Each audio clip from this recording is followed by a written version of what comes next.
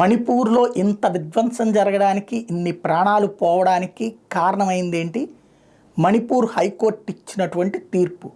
మెయితీ తెగలకి కూడా రిజర్వేషన్లు వర్తింపచేయాలి అన్నటువంటిది. దాని మీద 4 వారాల్లోగా నిర్ణయం తీసుకోమన్నందుకు గాను కుకీ తెగలు ఆగ్రహంతో వాళ్ళ మీద దాడులు చేయడం జరిగింది. వీళ్ళు రివర్స్లో అటాక్స్ చేయడం జరిగింది.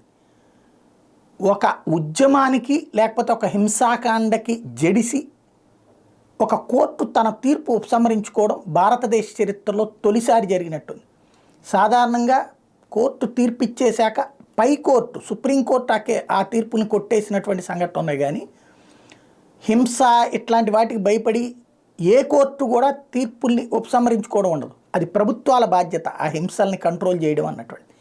కానీ మణిపూర్ హైకోర్టే తానిచ్చిన తీర్పుని ఉపసంహరించుకోవడం అన్నది సంచలనం సృష్టించింది.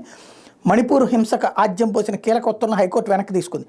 మార్చి 27, 2023 ఇచ్చిన తీర్పులో మెజార్టీ మైతేయి వర్గాన్ని ఎస్టీ జాబితాలో చేర్చే అంశాన్ని వేగంగా పరిశీలించాలని, దీనిపై 4 వారాల్లో రాష్ట్ర ప్రభుత్వం నిర్ణయం తీసుకోవాలని పేర్కొంది.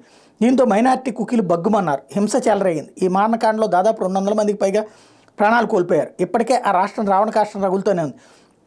బుధవారం వెలువరించిన తీర్పులో మైతేయుల్ని ఎస్టీలోకి చేర్చాలన్న పేరా న్యాయస్థానం తొలగించి, ఎస్టీ జాబితాను సవరణ లేదా మార్చడానికి సుప్రీంకోర్టుకు అధికారం లేదని state of Maharashtra versus Milind కేసులో సర్వోన్నత న్యాయస్థానం స్పష్టంగా ఇచ్చిన తీర్పునికి ఈ పేరా వ్యతిరేకంగా ఉందని పేర్కొంది. మైతేయులు కూడా తన సమీక్ష పిటిషన్లో తమను ఎస్టీలోకి చేర్చాలా లేదా అన్న విషయం రాష్ట్ర ప్రభుత్వానికి వదిలేస్తున్నామని చెప్పారు. అంటే కోర్టు ఆందోళనలకు జడిసి తీర్పులు ఉపసంహరిస్తే ఇక ప్రతి ఒక్కడు రేపు పొద్దున అరాచకమే చేస్తాడుగా, ఇష్టం వచ్చినట్టు వ్యవహరిస్తాడుగా. కోర్టులు చట్టంలో ఏది ఉందో అదే జడ్జిమెంట్ ఇవ్వాలి, రాజ్యాంగంలో ఏది ఉందో అదే జడ్జిమెంట్ ఇవ్వాలి. లేదా అలా లేకపోయి ఉంటే అన్వయించుకుని జడ్జిమెంట్ ఇవ్వాలి.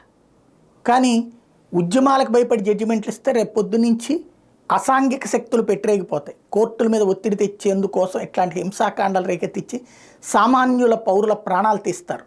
మరి అది కరెక్టో కాదో ఆలోచించాల్సింది జ్యుడిషియరీ ఇప్పుడు.